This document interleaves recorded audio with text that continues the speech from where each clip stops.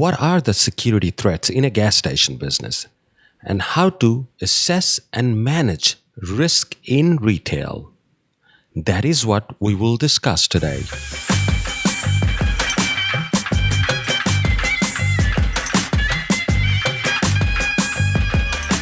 Welcome to the one and only Gas Station Business 101 podcast, where you can learn all the secrets about how to start and operate a gas station business successfully and make money.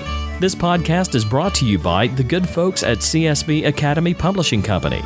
And now, here is your host, Shabir Hossain.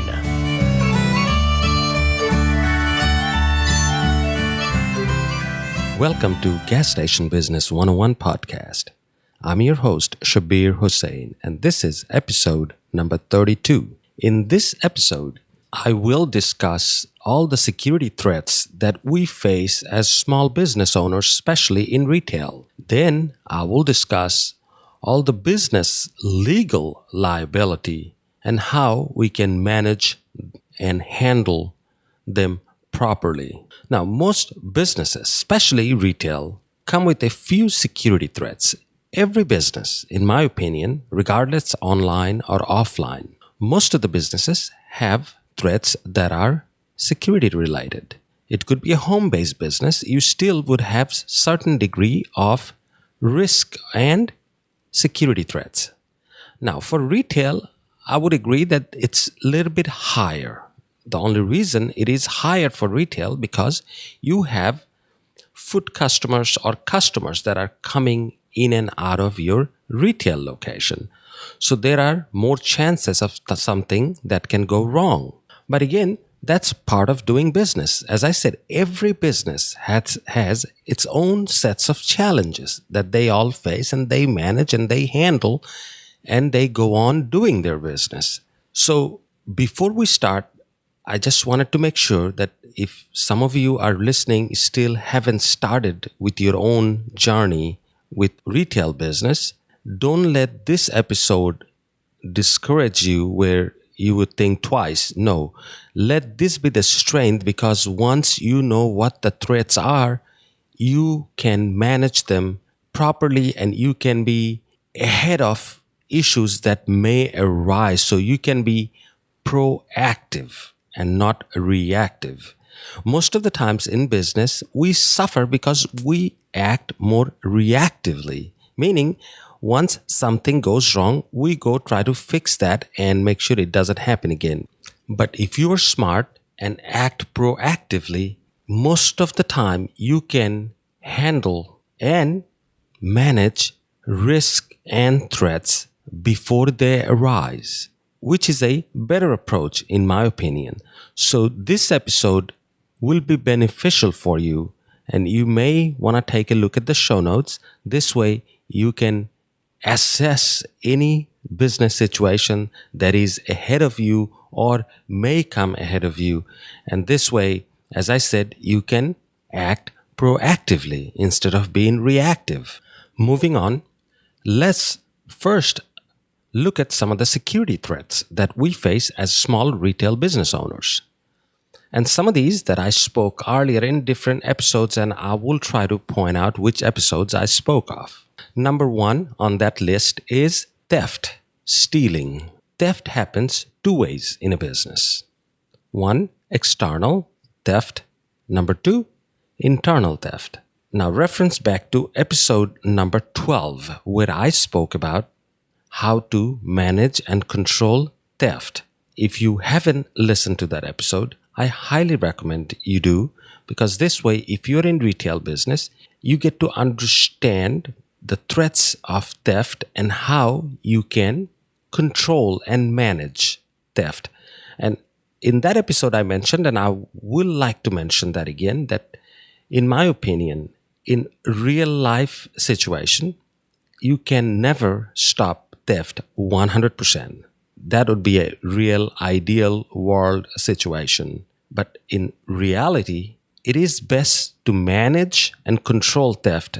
This way, you know you will be successful. But if you're trying to stop it 100%, chances are very high that you will not be successful all the way, because it is that hard to do. So a lot of the big corporations like Walmart and other corporations, they also understand this situation, and they teach their employees and managers that as long as they can minimize the theft and keep it under a certain percentage of the sales, they think they're doing pretty good.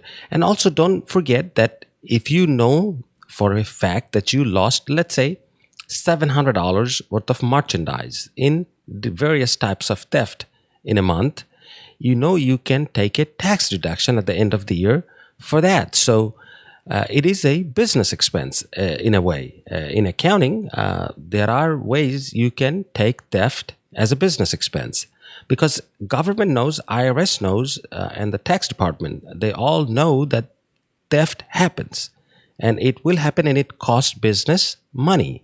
So it is an expense that you can deduct from your tax return. So just remember, as long as it is manageable, you should focus on something more important. But first, focus on theft and how to control and manage it. Then move on to some other issues. A brief description of external theft would be something where your customers, your vendors, that are people that are coming from outside into your store who steals from you, would be considered as an external theft. And on the other hand, internal theft would be from employees that you employ in your store that are part of your store, that are employees of your store. If they steal something from you or your business, it becomes an internal issue, an internal theft.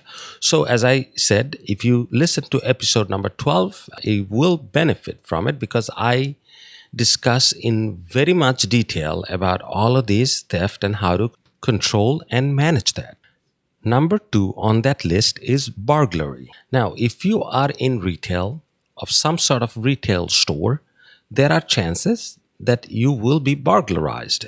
There is always a chance for retails, because people know that most retails deal with cash. Generally speaking, most retail deal with cash, and they keep inventory, some of those that are very valuable. For example, in gas station business concept, a lot of the times that we got burglarized because, of course, cash, and then if they could take a few cartons of cigarettes or beer or some other type of expensive and controlled substances. And usually you remember that tobacco, cigarettes, and alcohol, these are all controlled substances. So a lot of times I have seen in my lifetime in retail that there are underage people, underage kids, I would call them, that would burglarize a store so they can get access to cigarettes, beer, liquor, and those sorts of things. Typically, burglary usually takes place when nobody is at the business. Chances are it happens when the business is closed, so it's after business hours. The times that I've been burglarized in various stores that I have owned or operated, I've always noticed that it happens very late at night. Usually I've noticed after midnight and between 4 a.m., for example, because I think most of the burglars think that is when people are most definitely sleeping and not very many people are around. So if they get into a business and try to get whatever they want to get, it usually takes the police few minutes to respond to a burglary call, even after the alarm goes off. Because always remember, the way the alarm system works is after the alarm gets activated, it will sound a buzzer inside the store or outside for that matter. The alarm call center will try to call that business to make sure it didn't happen by accident. And if nobody answers that phone, then they dial 911 and notifies the law enforcement that they think there is a burglary in place. Oftentimes, if you have a good alarm system, it even has a motion sensor where they can sense that somebody is walking inside that premises, or they even have some window breaking sensors. So if, let's say, somebody broke a window to walk into that store, they can notify the police and say, we have noticed that there is a motion sensor that is activated inside the store, and we have a window breaking sensor go off. That means the police would know that somebody broke through the window and they're inside that store. That gives them a clear picture of what's going on, provided you have an alarm system that is equipped with motion sensor and window breaking sensors.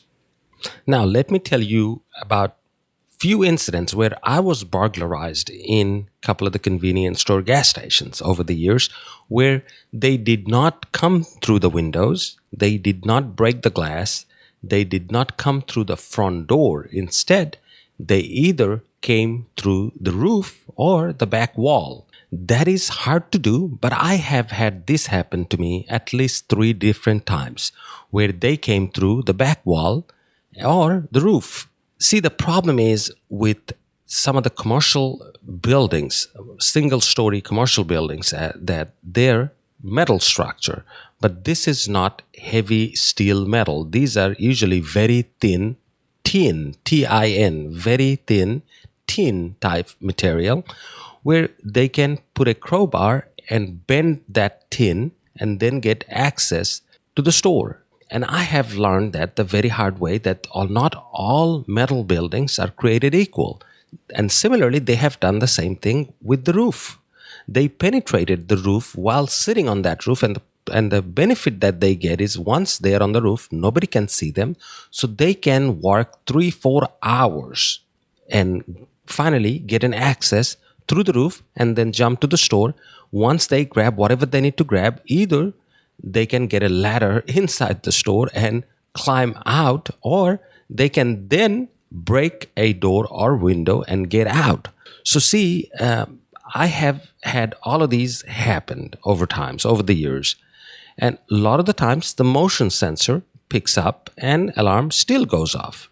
But there are occasions where the motion sensor did not go off at all, or they cut the motion sensor wire off and the alarm did not get activated. So there are risks involved in those, and don't always rely heavily on that alarm or your video monitoring system, because nobody's monitoring your video live 24/7. It is only for purpose so you can review at a later date to see what has taken place. The best way to handle burglary is not to keep anything valuable such as cash open somewhere that your employees know that if somebody breaks in, there is $500 cash in this box that somebody can walk off with.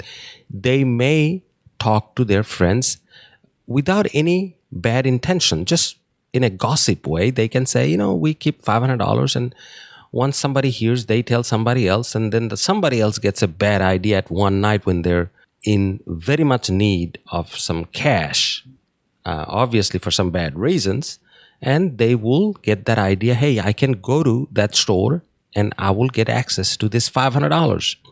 So best practices would be not to keep cash or anything valuable laying outside, out in the plain. I know we all handle cash in our retail business, but we do put it in a huge secured safe. So at least if somebody breaks in, they're not walking away with your safe, because usually a safe is about 900 pounds and it's bolted down to the ground. Other thing is, keep your lights on at night inside your store. Not all of the lights, but there are some lights that are called security lights that should be on. So in the event a police officer is driving by your store, they can look and see inside that store. It is a good safety measure.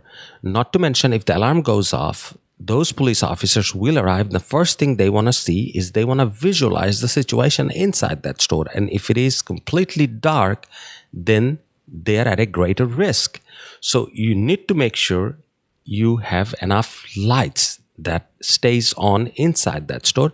and preferably in a way that there is no switch for them to turn it off. Because a lot of times the burglars will come, and if they see some lights on, they will try to find a switch to turn it off. But if these are directly connected, there is no switch, then they cannot turn it off. So always remember, it is a funny psychological observation of many people that, generally speaking, people will act less violently or do less crime under a lit area than in the dark. Because I think in deep down they think nobody is seeing me doing anything wrong, so I will not be caught. But under a bright light, they think, well, if I can see myself, most of the time other people are able to see me, and if there are cameras, they will see me. So whatever that reason is, if you keep your store lit, not 100% bright lights on, but some area lights, if it's lit enough where people can see what's going on, it's a safety measure that can save you a lot of money in the long run. Moving on to number 3, which is robbery. I know we don't want to think about it, we don't want to hear about it, but it happens. Especially in gas stations and other retails, there are times that there is a chance you may face a robbery situation. And typically for gas stations, I've noticed it happens during Christmas time, out of all other times, because I believe at that time people are desperate and they need money for whatever the reason is, buying gifts or whatnot. But it has happened to me during Christmas time. And also another reason is during winter time, it's easier to wear masks or hoodies or other jackets and hide your weapon and whatnot, whatever you're doing. So it happens more in the winter time, and typically, usually at night or after dark. Now, there are ways to handle this. Always remember that in gas station type businesses, there are people that come to do a robbery, but these are the desperate people and they are not trained professional. So one thing I teach my employees, as always, that if anything such as this ever happens, just put your hands on the counter or above your head and say one thing: take anything you want. Calmly, just calm them down, because usually these are amateurs, so they're usually nervous. And if you act or move suddenly, they may panic and do something stupid. So my coaching for all of my employees has always been, in every meeting, I always say, act and stay calm. And put your hands where they can see it and tell them to take whatever they want. And typically, I have noticed, and I was in a robbery a few years ago. Once, the guy pointed a gun to my cashier and I was standing next to her, and he said, open the register. And my employee simply just hit no sell button and opened the register, and he reached across the counter and grabbed quite a few $20 bills and left the store. So remember this. I have seen and heard over and over about various types of robberies in gas stations. And 95 or to 99% of the time, these end in non-violent way, meaning if you act and stay calm, there will not be a violent situation. Because as I said, these are amateurs, so they are in a panic state of mind. If you stay calm and let them take what they want, they will leave as soon as they can. Over last 20 some years, our stores have been robbed, I would say about 9-10 times, which is not many considering the numbers of stores that we have handled in many years.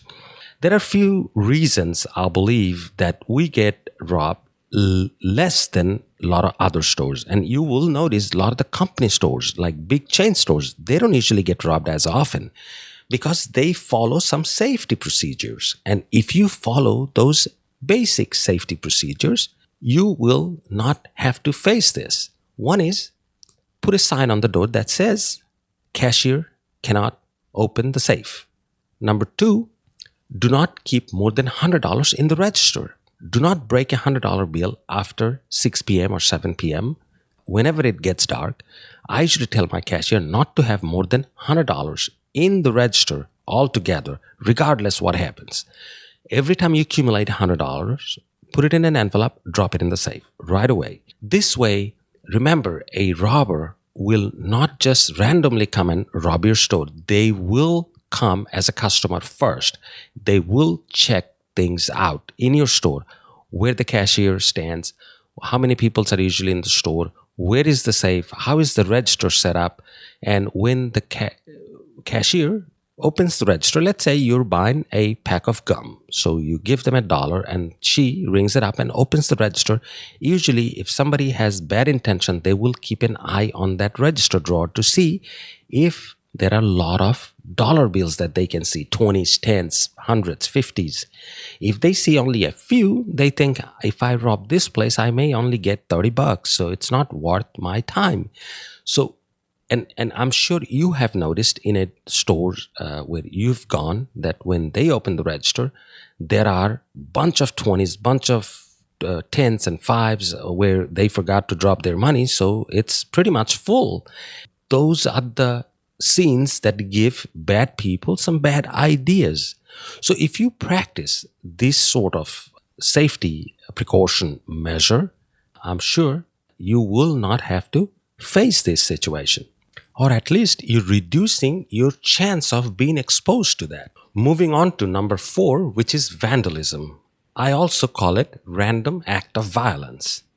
This is the situation where somebody can spray paint the front wall of your store.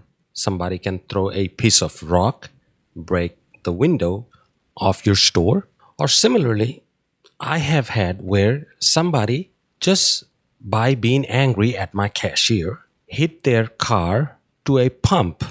They drove into a gasoline pump and broke it, then took off. Because some of these people, if they're driving a truck with a big bumper, they know they're not going to get damaged by hitting something in a very slow speed. But these are electrical components, and a small hit with a little bit of dent can do a lot of damage.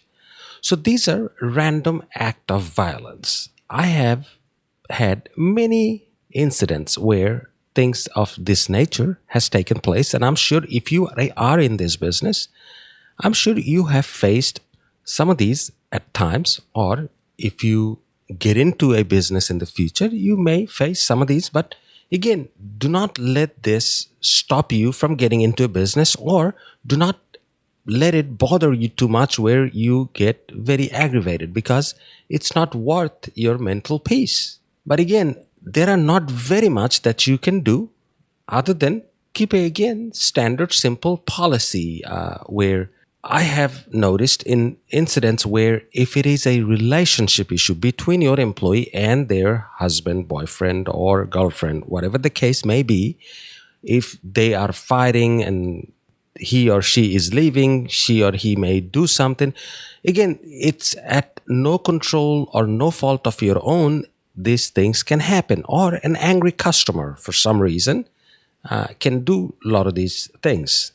So there is not very much that you can do, again, other than having a standard policy and procedure in place and train your employees to be professional and courteous to every customer. Number 5, accidental damages.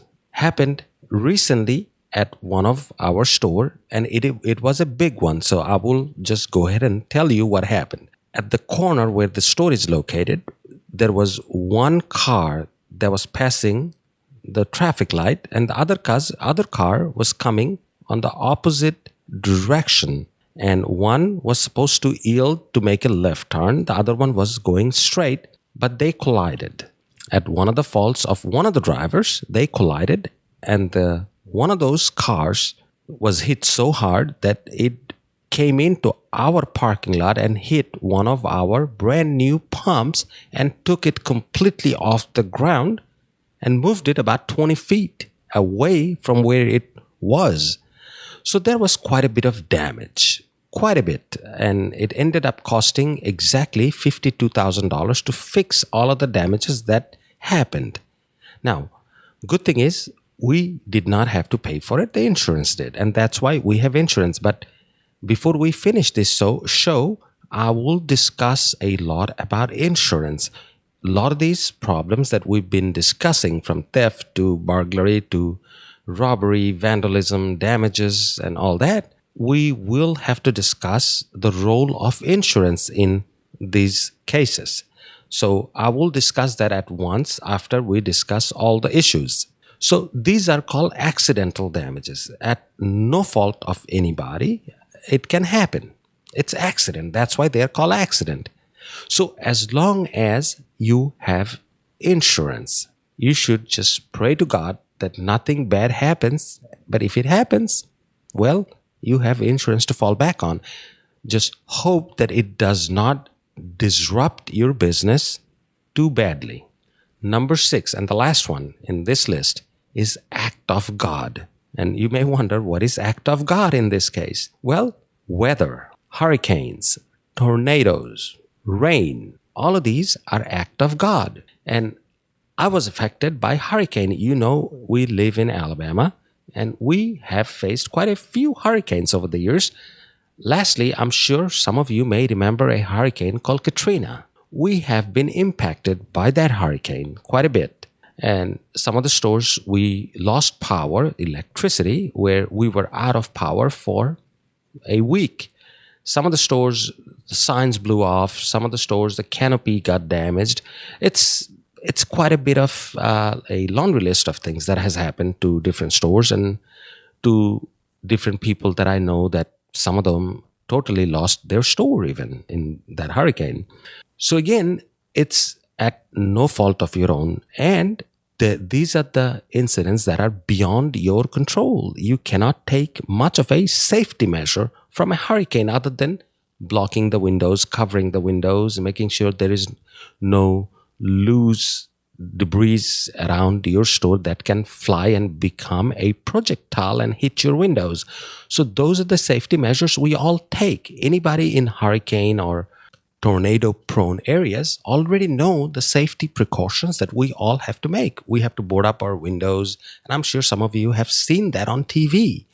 So we do all of those, but then again, if you are right on the path of those destructive monsters, they will destroy. So as long as we have, again, insurance to fall back on, we should be okay, or at least minimize our loss. Not okay, minimize our loss.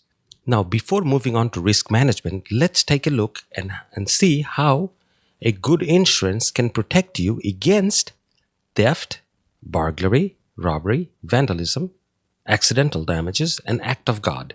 Okay, there are insurance. There are good ones, there are bad ones. So one word of caution: when you are looking for a business insurance, make sure not to go with the cheapest policy you can find on the market. Instead, do some research. Find a reputable company, talk to some local other business owners, and see how this insurance company that you're choosing, how their record is. And if you can talk to some of the other policyholders, see how they handle claim. That is the most important thing. You can find a business owner's policy, let's say, at $1,000 a month, or you can find one at $400 a month. I'm just giving out some numbers. These are not real numbers. I'm just quoting the numbers so you can see the difference in pricing. If you go with the $400 ones, doesn't mean it's the bad one, but you need to see what it covers first and how they handle claim. I have had an insurance during the hurricane that came before Katrina. That was Hurricane Ivan. And I remember one of the stores, that canopy was damaged. The power was out for 7 days. And there were some other damages, water damage and whatnot. And after I filed the claim, 3 months later, I received a letter that said most of the damages that I have had in my store were due to wind damages. Of course, wind damages, because hurricane brings a lot of wind, and that's how things get damaged.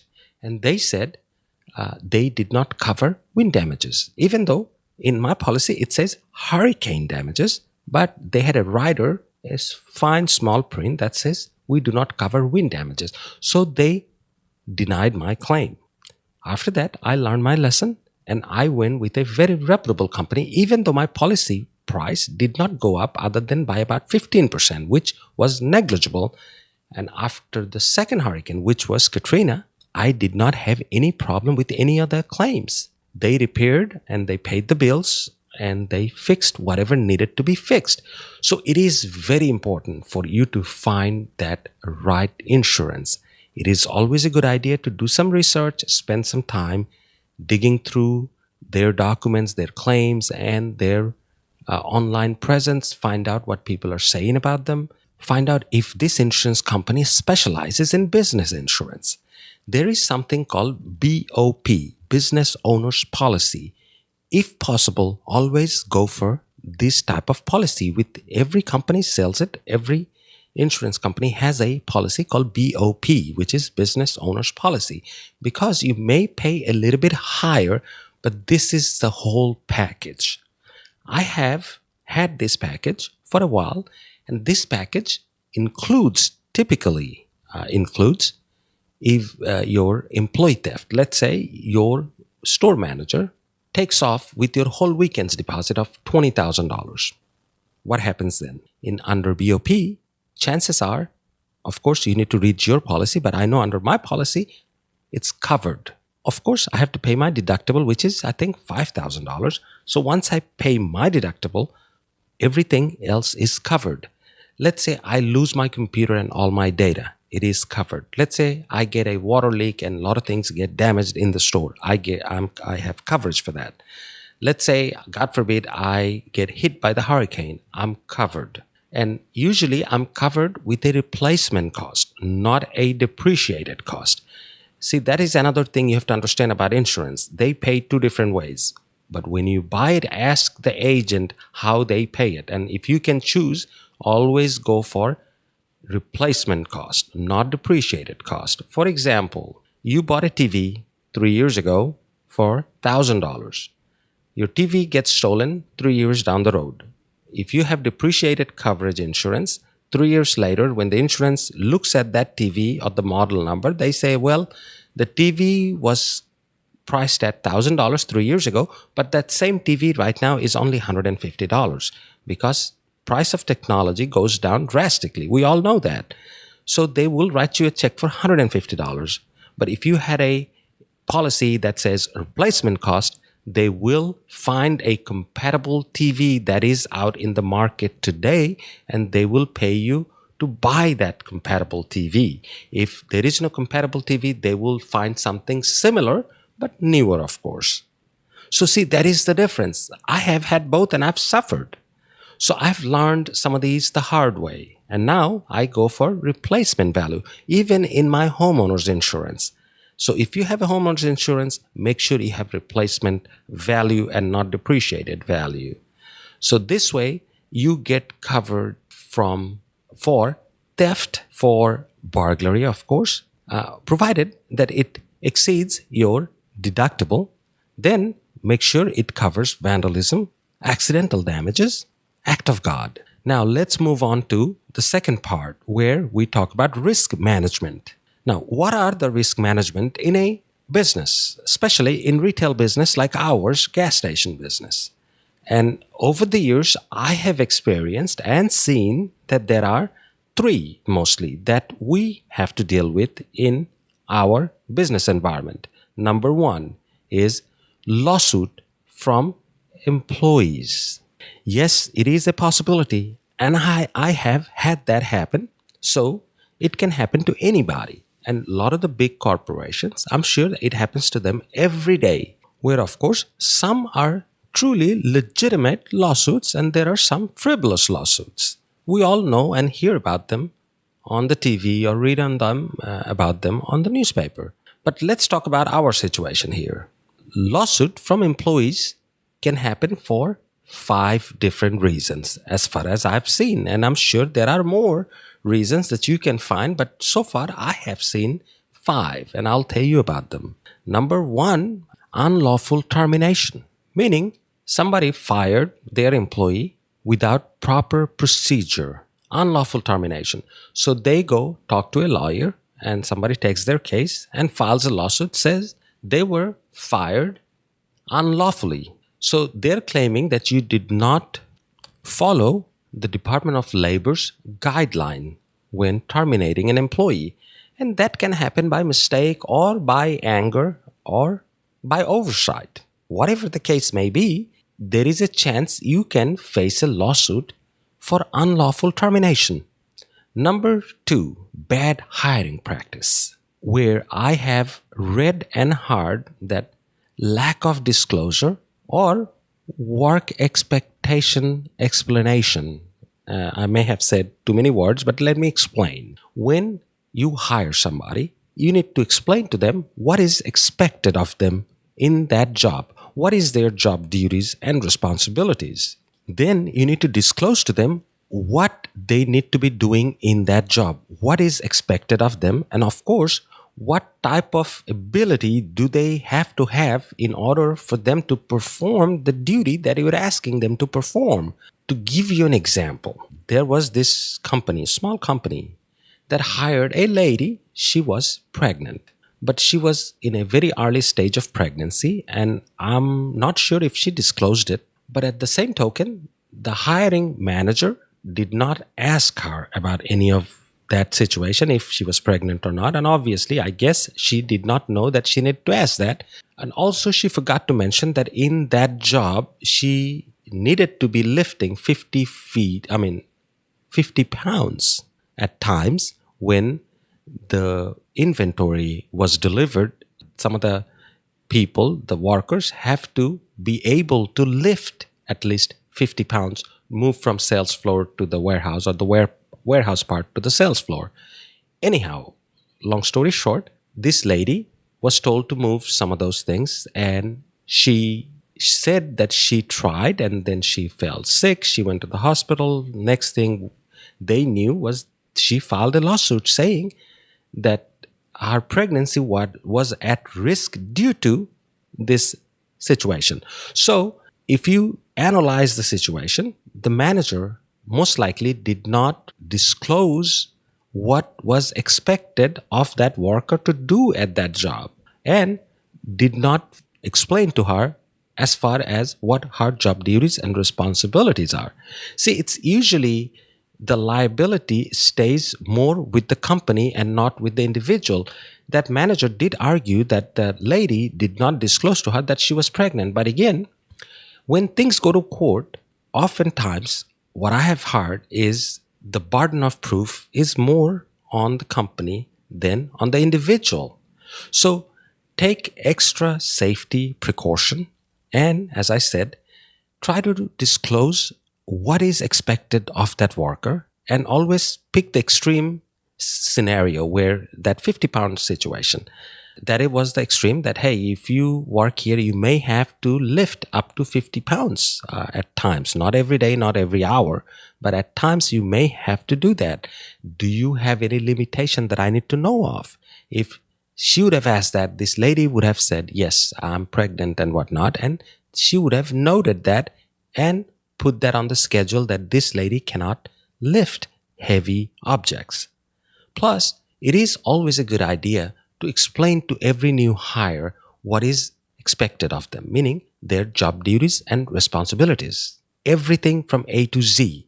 And in gas station business situation, I have noticed when we explain to them that they have to clean the restroom every few hours or when they come to work and before they leave, a lot of the new hires do object to that task. And then another task that I've noticed that they object to, which is they need to clean the parking lot. They say, I'm not going to do that. Well, my thing is, if you are refusing to do that, then most likely I won't be able to hire you, because then I have to hire somebody else to do that job. So I will eventually end up hiring two people. Instead, I'm looking for somebody who can handle both of these tasks willingly, along with all the other tasks that a cashier has to do. Number 3 on that list is discrimination. Of course, we all hear about it every day. So just be careful when you hire and terminate people. To do it properly and follow the proper procedure, then you should not have any problem as far as discrimination. Number 4 is sexual harassment. And there are times, I'm sure, the cases that are being filed, not all of them are true, but there are times people misunderstand, people mistake other people's behavior, intentions, and whatever the case is. But my take on this subject is treat everybody the same way. This way, you do not take or do any special treatment or special attitude towards any employees. If you treat everybody the same way, chances are almost zero that you will have problems such as discrimination or sexual harassment cases. So just be careful, because these things can not only ruin your business but can bring a bad name to your business. And last on that list is bad or substandard work environment. And again, I have a good example for that. And again, it involves a pregnant worker, not in my business, but in a business that I read on the web a few years ago, where the stockroom was always wet and not dry and not suitable for people to be carrying stuff around because it's slippery. And somebody did fall one day and hurt their back, and they filed a lawsuit. Why? Because it was substandard work environment. It shouldn't have happened. You may have a situation in your work where the floor may get wet one day, but if it is a situation where it is wet every day and nobody's taking care of it, it's just negligence, then yes, you can be in trouble for that. If especially somebody gets hurt badly, then once this thing reaches a lawyer's office and 5 of your other employees go to a deposition and says, yes, we noticed that this floor stays wet all the time, or there are other objects on the floor that can affect our work behavior or whatever the case is. See, that falls under gross negligence. And once that's the case, you have to be responsible for that. So be careful about these kind of things. Be careful to have all the things that you should have in a work environment, meaning good lighting, proper flooring, good layout of, not different objects on the walkway of where people move from one side to the other. Don't just clutter things everywhere. Organize things and make sure the floor is clutter-free and clean and dry. And you have proper lighting and proper safety precautions that are being taken every day. Number 2 on risk management is lawsuit from customers. Similarly, just like you can be sued from your employees, there are chances you can get sued from your customers as well. Isn't that fun? Well, let's talk about it. Number 1 on that list is product liability. Well, you may ask, I didn't make the product, so I'm not liable for that. But again, say you're selling a product that made somebody sick. The first line of defense is you. So they will come to you and say, you sold me this product and I'm sick because of it. It could be food and whatnot. And you may be sued because of that. One example, it happened to me. Back in 98, I believe it was. I was delivered a full load of fuel in my store. I will not mention what brand it was. It was a branded store. So a branded company brought me the fuel. It was 80 to 100 gallons of regular fuel. Well, the fuel came in about 6 a.m. and I usually always get a school rush right around 6:45. So people were coming in and they were trying to pump gas. And all of a sudden, I noticed one after another, cars were dying in my parking lot. They only would move few feet and die. I panicked, went outside, and everybody started coming out of their car and said, something happened after they got the fuel that their car wouldn't start. Come to find out of that 200 gallons of fuel, somehow from the terminal, the driver brought me 5,000 gallons of water along with 3,200 gallons of fuel. Well, it's not anybody's fault per se. Nobody intentionally did that. What happened was the terminal usually holds huge tank, and these metal tanks can have condensation where water over time builds up inside the tank. And if the fuel level is very low in that tank, when the truck is getting fuel out of that huge tank or the reservoir, it can happen where the truck reached too low and got all the water along with fuel. It doesn't happen every day, but it can happen sometimes. And that's what happened to me. So I had 12 cars rather, that were dead around my gas station. And you can imagine a perfect storm for lawsuit. Anyway, long story short, I handled it. I offered everybody a rental car. I called a tow truck company and asked each and every driver where they want their car to go. Where did they want to get their car repaired? Most of the people said to the dealer. So if it was a Chevy, it went to the Chevy dealer. If it was a Toyota, it went to the Toyota dealer. So I just told the tow truck driver to bring 5 or 6 drivers and start towing these cars to the respective dealers. I remember one said they wanted to take it to a friend of theirs, and I objected, and I told them that it has to be a ASE certified mechanic or a licensed shop, because I know if somebody has a bad idea, they can take it to somebody else and say, well, now the engine is ruined, now this is ruined and that's ruined, so you owe me $10,000. Instead, if I take it to a dealer, let's say Chevy dealer, they will fix whatever is wrong and bill me for it, and I'm willing to pay for it because I know I have insurance to fall back on. But in this event, the brand that I was carrying, they stepped in and said, whenever you receive any of these bills and whatever damages they ask you for, have them write us a letter and we will reimburse them. But the problem we ran into is once the car was fixed, the dealer said we need to get paid so we can release the cars. And the company said it takes them 30 days to process any payments. So I ended up paying every repair bill. And I remember even back then, it ended up being about $18,000 that I paid out of my pocket, fixed everybody's car. And I even offered them 2 free tank of gas, guaranteed by me that it will not have any water. And I tested our tank after cleaning everything, after shut down for 3 days. I offered everybody 2 free tank of gas to get the confidence back that we are okay. And again, as I said, I paid their rental car fees and fixed their car. I even told the dealer to wash and vacuum and detail their car for another $100 or so. So everybody ended up being happy and I did not get sued over that. But there was a chance I could have gotten sued because of the bad product that I sold that day. So this was one example. Number 2, performance liability issue. Again, it could be fuel or non-fuel. You can sell something that says this product will do certain things, and if they do not perform the way it should be, you can get sued for it.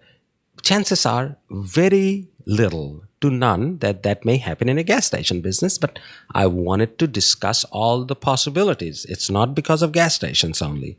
It could happen to any businesses, retail or wholesale, or any other service-related businesses even. Number 3 would be premises liability lawsuit, gross negligence.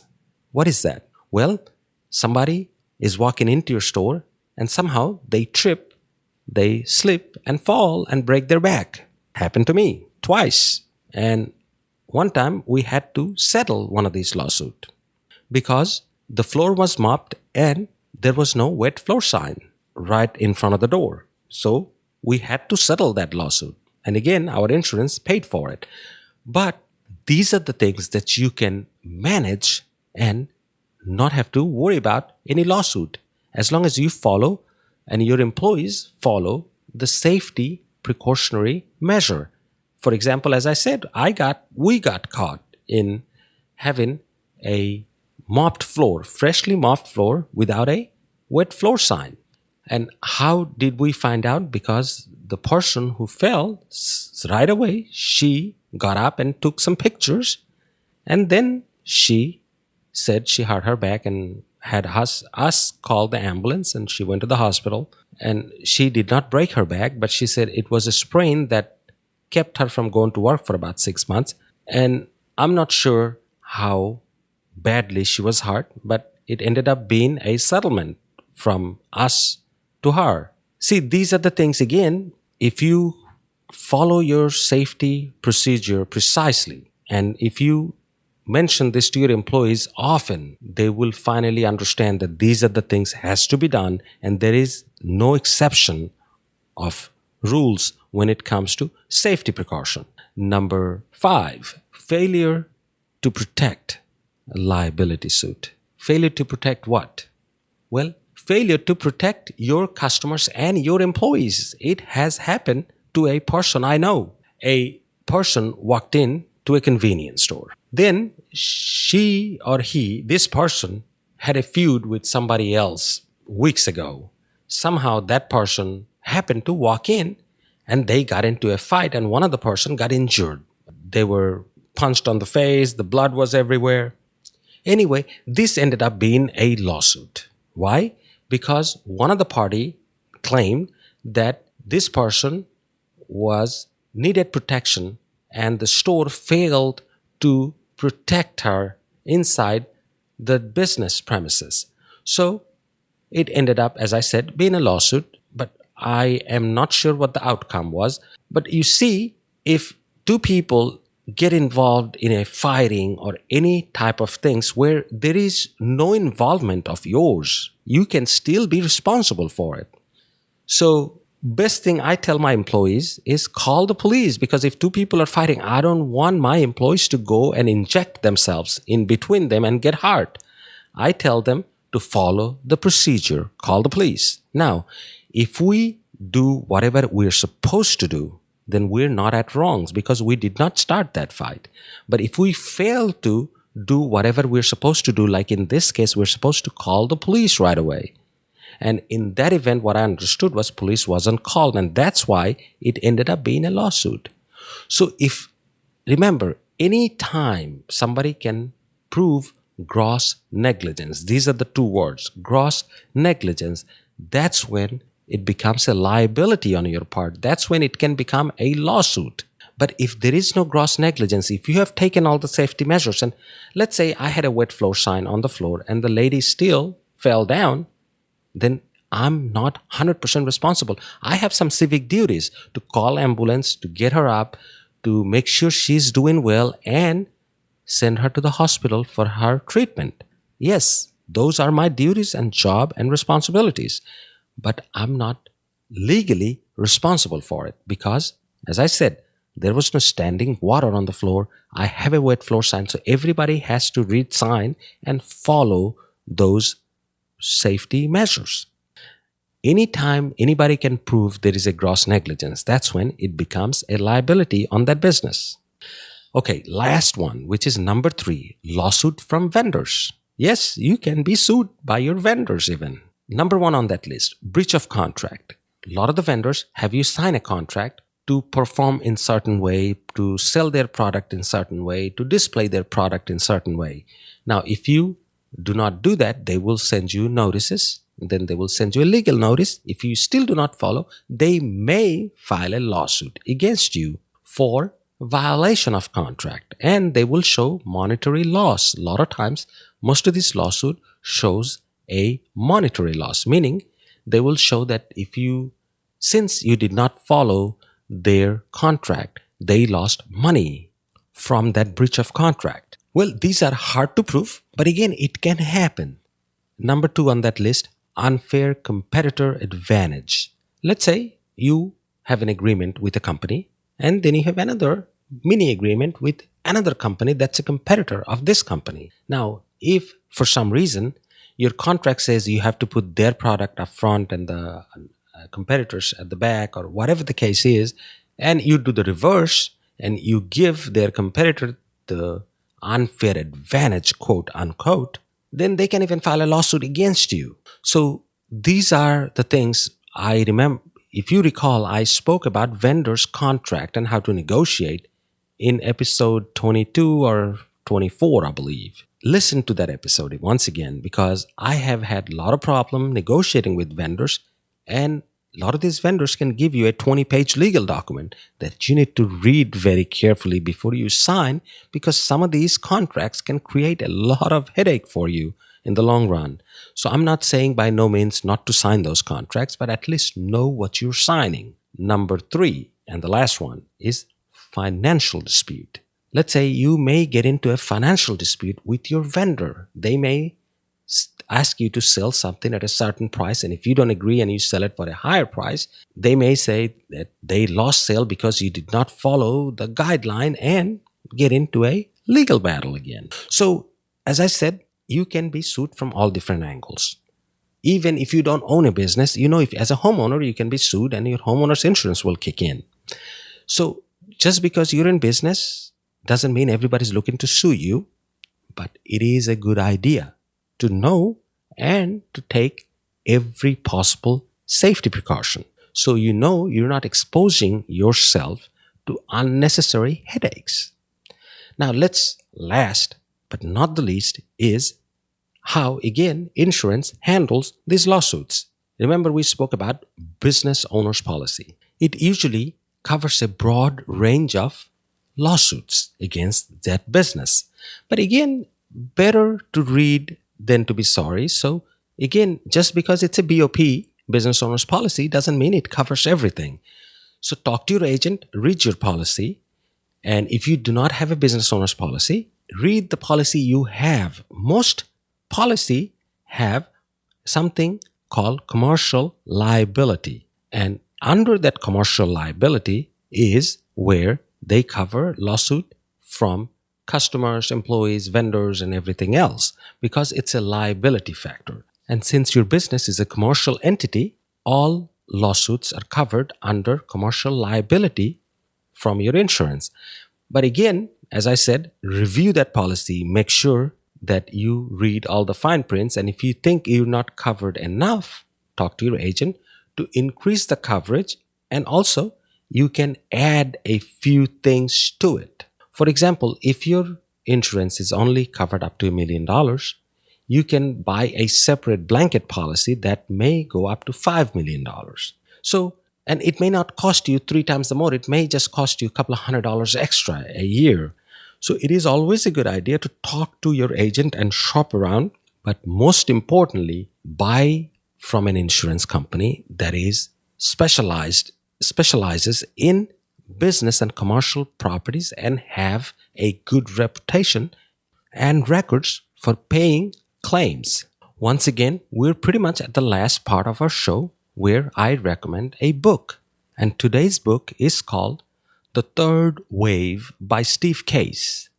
Steve Case is the co-founder of America Online, or AOL. And I'm sure some of you remember AOL back in the 90s. And he later became the chairman of Time Warner after these two giants merged. I believe it was AOL who merged with Time Warner and became a part of Time Warner back in late 90s. This book is about the waves that we have been experiencing in technology over the years. According to him, the first wave was, of course, AOL itself. Then the second wave came with Google and Facebook and other similar platforms such as Google and Facebook. And now he's talking about the third wave, which is by far the largest and by far the longest lasting one. So what is this wave? Well, this is the technological wave that's transforming everything we do in our life nowadays, from our healthcare to our education, to our food, and just about anything and everything we do in our life. So I'm sure you will enjoy reading it because, as I said, it is a very different type of book, and I am still reading it and I'm loving it. So I'm sure you will as well. Now, if you enjoy this podcast, I would love to see a review from you on iTunes or wherever you download this episode from. This will help me reach more listeners, and this way I can help more people. Lastly, if you haven't signed up for my newsletter, you can do so by going to gasstationbusiness101.com/subscribe or go to my show note and follow that link. If you haven't joined my Facebook group that I started recently, you can go and join by typing shabirhossain.net.